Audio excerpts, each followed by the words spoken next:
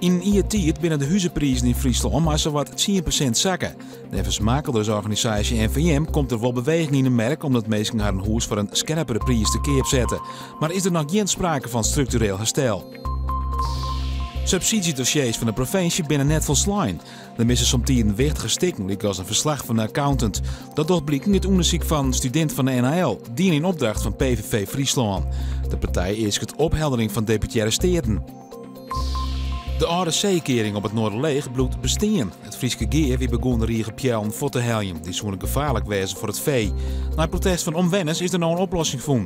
Er komt een teruggang van goed 24 meter en scherpe punten worden voor het hellen.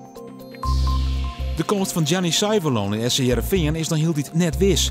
De verdedigers zullen er nog net uitwezen, maar zijn oude club Real Mallorca. Heerenveen had een overeenkomst met de Spaanse club en Saiverloon. Joenen vannacht eerst buien, later wordt het stadig ondroeg met een temperatuur van 11 graden. Morgen echt geregeld buien en koel, maar goed 17 graden.